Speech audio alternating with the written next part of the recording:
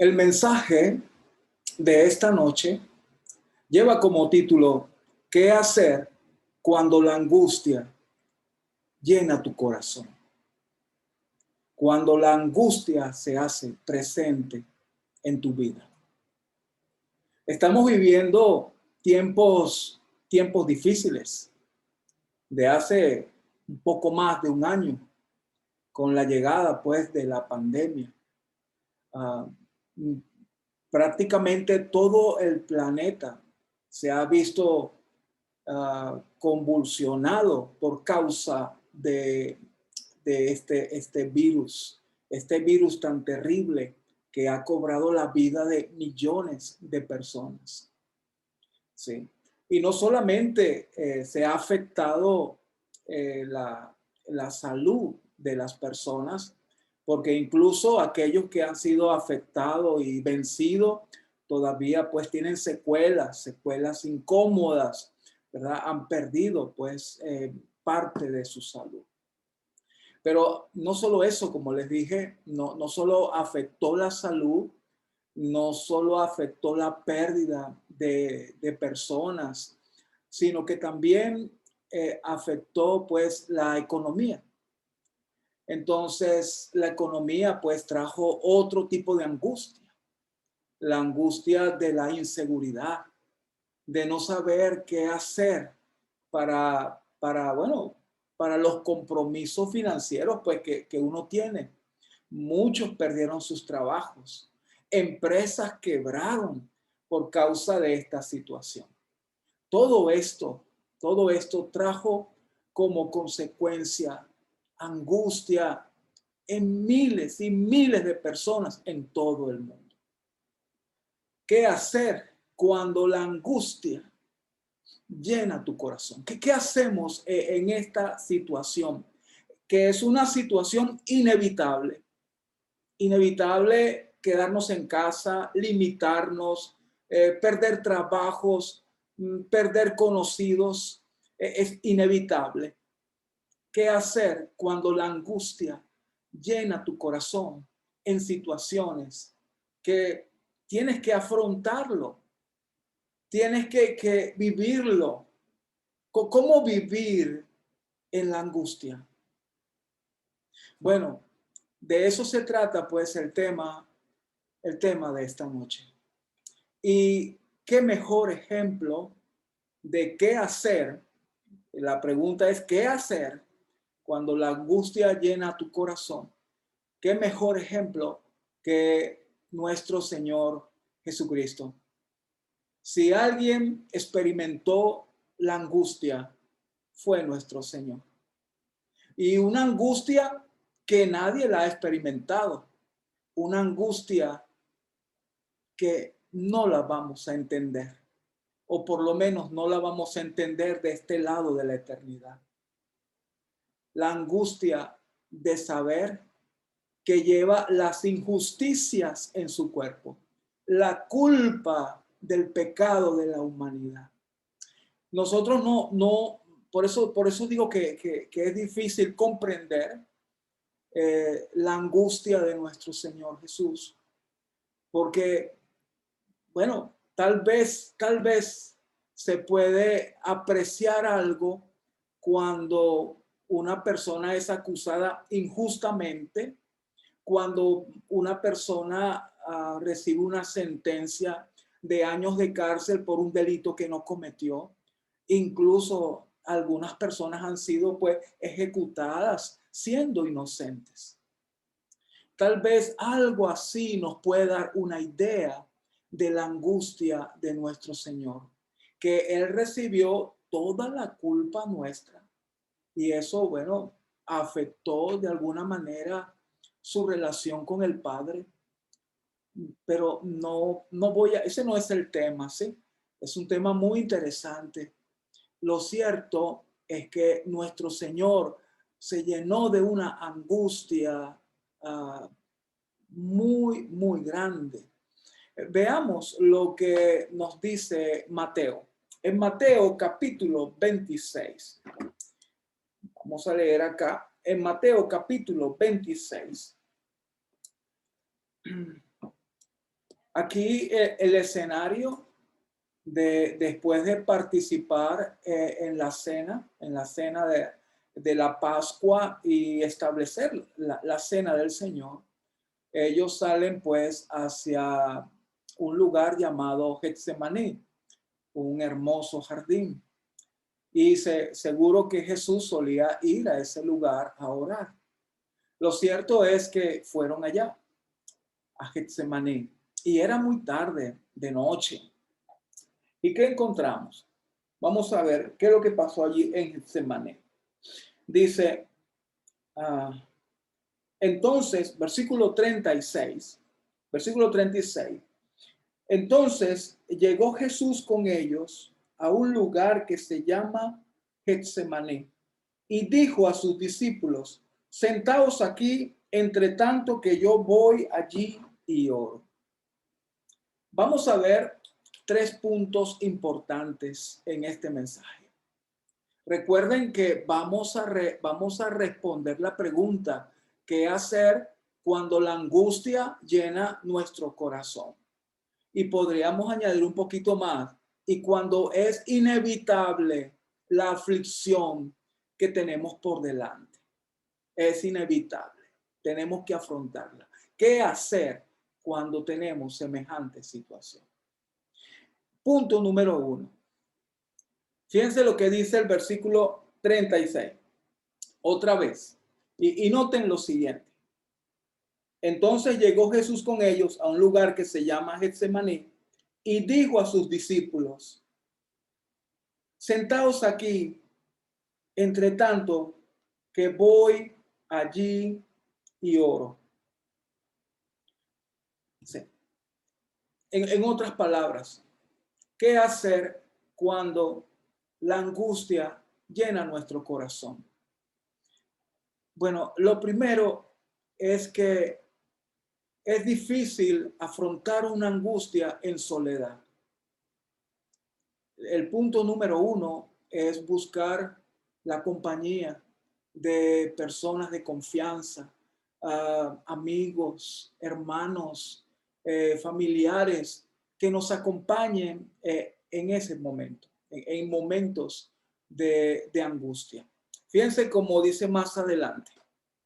Dice, y tomando a Pedro y a los 2 hijos de Zebedeo, comenzó a entristecerse y a angustiarse en gran manera. Entonces Jesús le dijo, mi alma está muy triste hasta la muerte.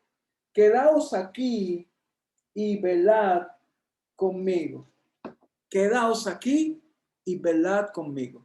Entonces, ese es el punto número 1. Afrontar la angustia en compañía. Que estén personas cerca de nosotros. Eso es muy importante. De alguna manera recibimos consolación de parte de personas que nos aman, que nos aprecian y que nosotros también valoramos. Sí. Ahora, fíjense cómo Jesús describe su angustia, porque es muy importante para el punto número 2. ¿Qué es lo que dice Jesús en cuanto a la angustia? Les dijo, mi alma está muy triste hasta la muerte. Está muy triste hasta la muerte. Wow, ¿cómo será eso, no? Mateo lo describe como el Señor comenzó a entristecerse en gran manera. Mateo lo describe con una tristeza en gran manera y el mismo Jesús describe su estado emocional como mi alma está muy triste hasta la muerte. Sí. Pero usa también la palabra angustia. En el griego, ese término que se traduce a angustia también se puede traducir como atormentado. Sí, la angustia puede de alguna manera nublarte el razonamiento, te atormenta, bueno, no hay paz, pues, no hay paz, no hay paz. Y el propósito de nuestra lucha con la angustia es encontrar una paz que nos permita afrontar la situación que tenemos por delante. Jesús, el Señor, Jesús, el Creador, Él conoce cómo afrontar las emociones. La angustia es una emoción terrible que si nos controla, nos desploma. Si nos controla, la depresión nos anula. Pero eso no pasó con el Señor. A pesar de tener una tristeza, bueno, hasta la muerte. Su alma está triste hasta la muerte. Comenzó a angustiarse en gran manera. A pesar de eso, Jesús mantuvo el control de sus emociones. Entonces, en el punto número 1, tenemos pues buscar la compañía de personas que estén presentes. De alguna manera, Dios los usa para que nuestra angustia no se descontrole, ¿sí? Entonces, esa es la función principal de la compañía que buscamos. Jesús dijo, dice, quedaos aquí y velad conmigo. Quedaos aquí y velad conmigo. Segundo punto. Vamos a ver el segundo punto. Vamos a leerlo. Verso 39. El pasaje que estamos leyendo es Mateo capítulo 26, el verso 36 en adelante. Leemos para el punto número 2. Yendo un poco adelante, se postró sobre su rostro, orando y diciendo, Padre mío, si es posible, pase de mí esta copa, pero no sea como yo quiero, sino como tú. El segundo punto que vemos acá en este episodio de nuestro Señor Jesucristo, el segundo punto es que Él se rindió completamente al Padre. Se rindió completamente al Padre. Y se rindió de dos maneras. Aunque uno puede decir una sola manera en dos vertientes, pero prefiero decirlo en dos maneras. Número 1, rindió su cuerpo, se postró.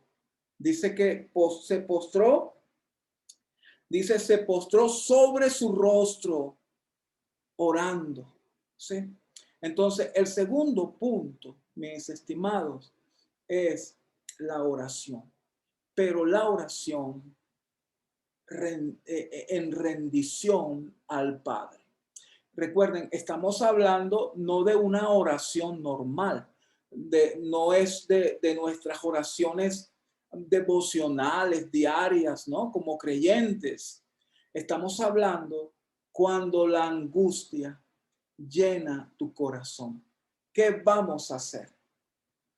El segundo punto es rendirnos completamente a Dios. ¿Cómo lo hacemos? Primeramente, rendir nuestro cuerpo. Es importante que nuestro cuerpo, si el cuerpo hace algo, la mente le sigue. Entonces, Jesús se postró su rostro, se arrodilló, probablemente se tiró al piso.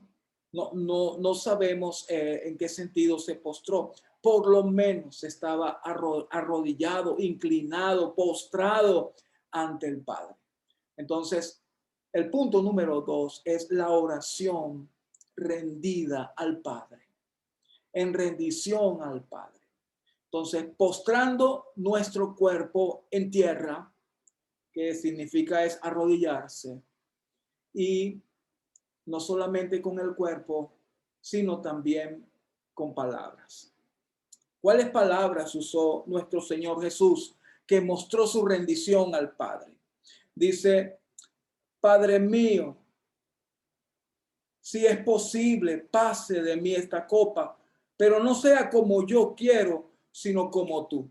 Entonces, en este segundo punto, vemos entonces la postración de Jesús y vemos que también su rendición es a través de someter su voluntad completamente al Padre. Si es posible, Padre, si es posible, pasa de mí esta copa. Wow. Eso se llama rendición total.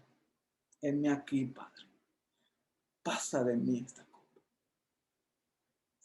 De hecho, la palabra postrarse en el griego es proskuneo, que significa arrodillarse, inclinarse.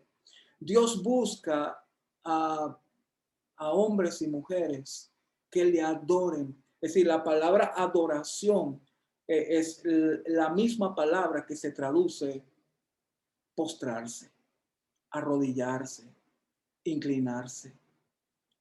¿Qué es la adoración? Haciendo un paréntesis, es sencillamente una rendición ante el Padre. Una rendición de tu vida, tu cuerpo, tu alma, tu espíritu. Eso es adoración. Y eso es lo que Jesús está haciendo. Cuando Jesús está con su rostro postrado y sus palabras diciendo, mira, Padre, que se haga tu voluntad y no la mía. Lo que está haciendo nuestro Señor es adorar. Está adorando al Padre. Sí, está poniendo toda su confianza en Él. Ese punto es muy importante, hermanos. Cuando la angustia llene tu corazón, orar rendido al Padre, adorar al Padre. Sí. Bueno, ese es el punto número 2. El punto número 3 es que debemos perseverar en la oración hasta que la respuesta del Padre se manifieste. ¿Cuál es la respuesta que estamos esperando del Padre? Bueno, hay dos posibles respuestas. Hay dos posibles respuestas. Y en ambas respuestas, el efecto es paz. En ambas respuestas. Una primera respuesta es que no se solucione el problema. Que el consuelo de Dios si hemos perdido algo, sea restituido ese algo. Incluso recuerdan cuando Job perdió todo, familias, hijos, perdió todo. Financieramente se vino la ruina. Sin embargo, Job le fue restituido todo. Esa sería una respuesta del Padre y por lo general es la que queremos, pero no siempre es así. No fue el caso aquí de nuestro Señor Jesucristo.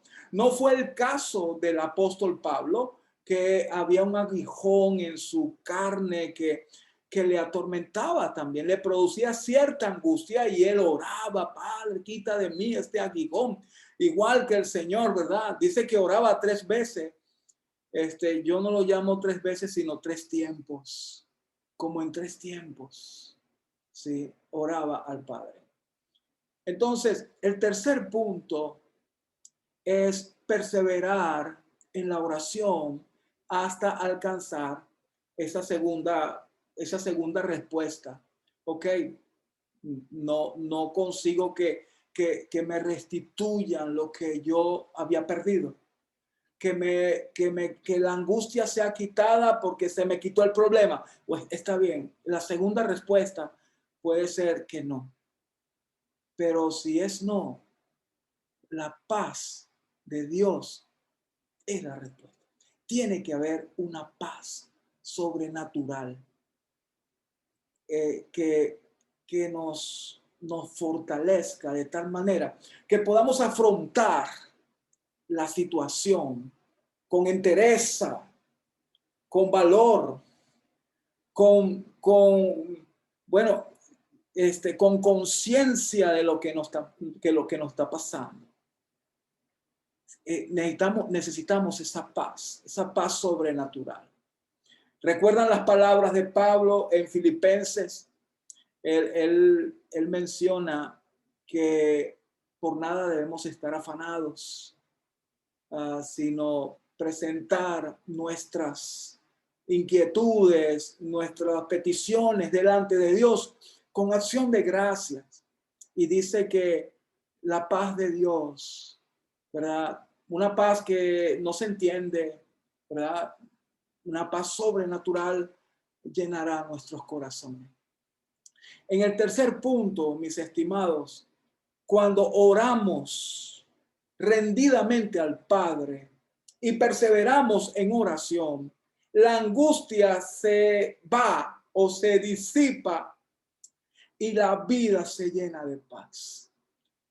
Es lo que vamos a ver en este tercer punto, la perseverancia de Jesús en oración. Leamos. O continuemos, ¿no? Continuemos leyendo. Dice, después de su primer tiempo de oración, versículo 40, vino luego a sus discípulos y los halló durmiendo. Y dijo a Pedro, así que no habéis podido velar conmigo una hora. Velad y orad para que no entréis en tentación. El espíritu a la verdad está dispuesto, pero la carne es débil. ¿Qué me dice estas palabras de Jesús?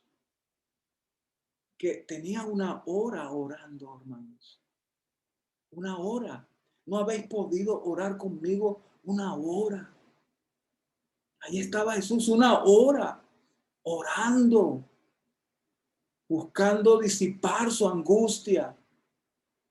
Y aún en medio de su angustia, porque todavía su angustia estaba presente, Él enseñó a sus discípulos lo importante que es la oración.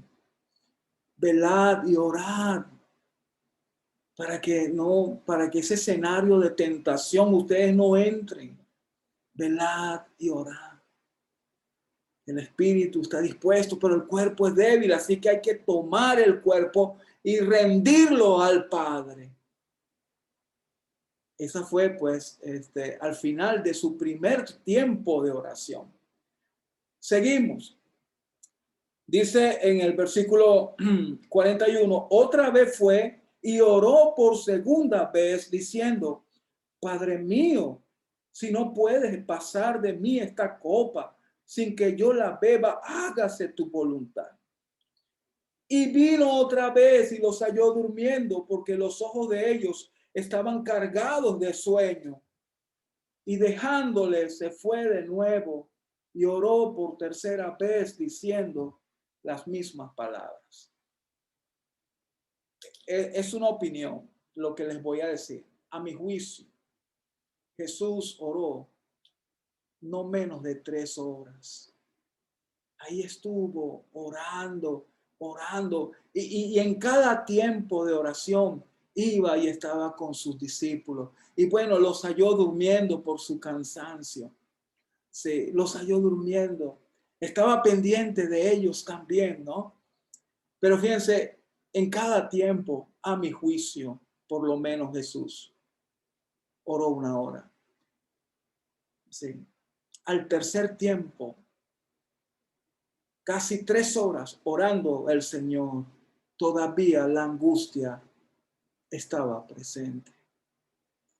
¿Y cómo lo sabemos? ¿Cómo sabemos que al tercer tiempo Jesús todavía estaba en angustia?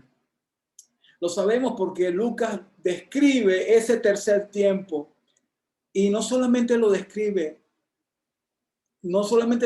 la angustia de Jesús, sino que también muestra la respuesta del Padre. Muestra la respuesta. Y bueno, es sorprendente la respuesta del padre. ¿Qué hizo el padre al ver a su hijo angustiado? 3 horas angustiado. Veamos lo que Lucas nos dice en este tercer tiempo. Es Lucas, el capítulo 22. Lucas 22. Ok. En Lucas 22, en el versículo 41,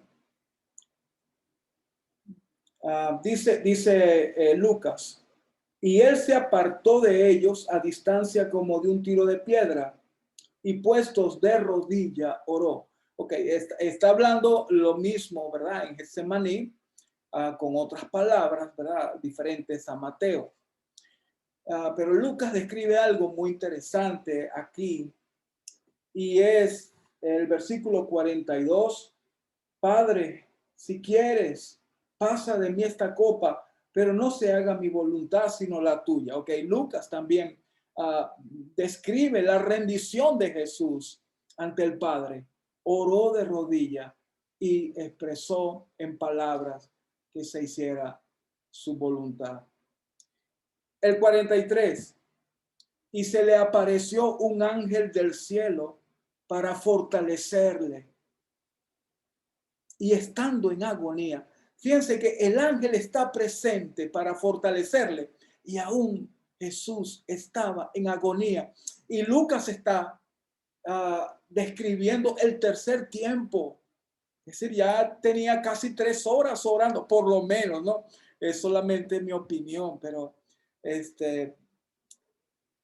tuvo que haber sido así. Jesús era un hombre de oración y aquí estaba rendido al Padre. Pero fíjense, el 43 es tan importante que lo quisiera leer de nuevo. Y se le apareció un ángel del cielo para fortalecerle. He ahí la respuesta del Padre. Bueno, no voy a pasar la copa, te la vas a beber, pero te voy a dar la fortaleza para que la bebas y la bebas con entereza, con seguridad, con autoridad y poder. El 44, Lucas 22, estamos leyendo. Y estando en agonía, oraba más intensamente. Oraba más intensamente. Vamos a ver, a recordar los 3 puntos. ¿Qué hacer cuando la angustia llena nuestro corazón? Primer punto, debemos buscar personas que nos acompañen. Segundo punto, debemos orar rindiendo nuestro ser, espíritu, alma y cuerpo al Padre. Y el tercer punto es perseverar en la oración como Jesús lo hizo. A pesar del tiempo que tenía orando, oraba intensamente y ahí estaba el ángel trabajando en consolarle, en fortalecerle, y ahí estaba Jesús. Y él oraba intensamente. Él no soltaba al Padre hasta encontrar la paz que le permitiera afrontar lo que tenía por delante. Dice Lucas, y estando en agonía, oraba más intensamente, y era su sudor como grandes gotas de sangre que caían hasta la tierra. Así sería, pues, la angustia de nuestro Señor. Y no es una angustia porque iba a ser martirizado. Eso para nada. Jesús, los discípulos de Jesús, la iglesia fue perseguida durante los primeros siglos y muchos de sus seguidores, de los creyentes, morían contentos. Era un privilegio ser atrapado, martirizado, morir siendo creyentes en Cristo Jesús. Entonces, si ellos lo hacían así, ¿cómo vamos a decir que Jesús tenía tanto miedo de morir? No era eso, era una angustia producida por la carga de injusticia que había en su vida. El apóstol Pedro lo describió como él llevó en su cuerpo el pecado de todos nosotros sobre el madero. Llevó sobre su cuerpo el pecado de nosotros sobre el madero. Algo muy parecido a Isaías. Pedro lo tomó de Isaías 53, ¿verdad? Cargó Dios el pecado de todos nosotros. Sí. Segunda de Corintios 5:21, un verso para memorizar. Al que no conoció pecado, al que no conoció pecado, por nosotros lo hizo pecado, para que nosotros fuésemos hechos justicia de Dios en él. He ahí su angustia, al que no conoció pecado, por nosotros, hermano, por nosotros, por usted, amigo que nos está escuchando, por usted, al que no conoció pecado, por usted, por mí, por nosotros. Dios lo hizo pecado para que nosotros fuésemos hechos justicia de Dios en él. Eso significa que la muerte de Jesús nos hizo justos delante del Padre. Cuando el Padre me ve la justicia de Cristo. Soy justo. Cuando el Padre me ve, es como si nunca hubiera pecado. ¿Por qué? Porque soy tan justo como Cristo es justo. Porque fui hecho justicia de Dios. Pero Jesús fue hecho pecado. Para que nosotros fuésemos hecho justicia de Dios. No por su desempeño, ni por mi desempeño espiritual. Es por causa de Cristo que yo soy justo delante del Padre. Por eso él oraba intensamente y su sudor era como grandes gotas de sangre que caían. Porque él fue hecho pecado. No lo vamos a entender. Ese peso no lo vamos a entender. Pero fue algo terrible para su vida. Lo llenó de una angustia hasta la muerte, como lo describió él. Y aquí lo vemos, como Lucas lo describe, su angustia. Pero ahí está Dios respondiendo.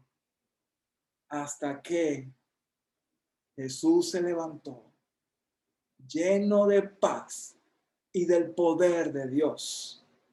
Ese es el resultado y el efecto. Vamos a ver cómo lo dice Lucas aquí. Dice, hay que leerlo de nuevo, el 44, y estando en agonía, oraba más intensamente, y era su sudor como grandes gotas de sangre que caían hasta la tierra. Cuando se levantó de la oración y vino a sus discípulos, los halló durmiendo a causa de la tristeza. Y les dijo, ¿por qué dormís? Levantaos y orad para que no entréis en tentación. Y bueno, interesante, otra vez, interesante. No lo voy a buscar para no hacer tan largo, ¿no? Este mensaje. Pero dice Lucas, cuando se levantó de la oración. Es interesante continuarlo con Juan. Cuando se levantó de la oración, Juan describe la turba, llega la turba y dice, ¿a quién buscáis? Le dice Jesús. Están en Getsemaní de noche, con antorcha, no se ven quiénes son, ¿verdad? No se ven bien los rostros. Y llega la turba, lo describe Juan. ¿Y qué pasa allí? Jesús se afronta la situación. Ya tiene entereza, ya tiene paz, ya tiene gozo, poder, autoridad. y buscamos a Jesús, decía la turba. Y Jesús dijo, yo soy. Y cuando dijo, yo soy, ¿qué pasó? La gente cayó a tierra. Sí, para que vean la fortaleza que tenía el Señor después de su episodio en Getsemaní. Y afrontó después el Señor lo que tenía que afrontar. Nadie le quitó la vida. Él puso su vida por nosotros. Si hay un mensaje que debemos estudiar con profundidad, es el amor de Cristo por nosotros. ¿Por qué? Porque es el tema que excede, es el conocimiento que excede todo conocimiento. En Efesios 3, el apóstol Pablo dice que no hay conocimiento más grande que el conocimiento del amor de Cristo. Sí. Toda esa angustia que él vivió lo hizo por nosotros. Sí. Y su entereza era tanta que aún estando en la cruz, aún con ese dolor físico, aún con esa humillación de estar ahí exhibido, desnudo ante la gente que estaba ahí presente, aún así Jesús, su entereza y su paz le permitió perdonar. Padre, perdónales, porque no saben lo que hacen. Jesús había en su corazón perdonado a todas esas personas, a todos esos líderes religiosos que, según creyendo ellos, lo llevaron a esa situación de muerte. Padre, perdónales, porque no saben lo que hacen. Mis estimados, en conclusión, cuando la angustia llene tu corazón, ¿qué vamos a hacer? Número 1, vamos a buscar la compañía de hermanos. Número 2, vamos a rendir nuestra vida al Padre, poniendo toda nuestra confianza en Él.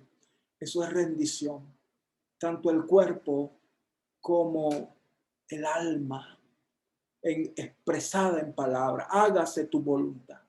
Que se haga tu voluntad. Hay que rendirse al Padre. ¿Sí? Y tercer punto, mi estimado, perseverar en orar. Y si todavía tiene angustia, seguir orando. Todavía hay angustia, hay que seguir orando y orando hasta que Dios envíe un ángel para fortalecernos.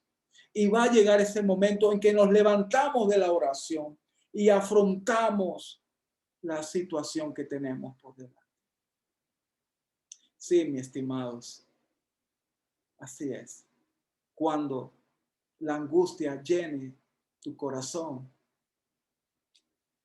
el Padre estará ahí acompañándonos. Si tenemos el ejemplo del Señor, ahí estará el Padre. El Padre está con nosotros, buscándonos consuelo. Me gustan esas palabras de Isaías, en el capítulo 26. Isaías dijo, tú guardarás en completa paz aquel cuyo pensamiento en ti persevera. Y ese pensamiento para mí es oración, sobre todo en la angustia. Oración, oración, oración es la respuesta a la angustia. Es lo que tenemos que hacer. Gracia y paz para todos.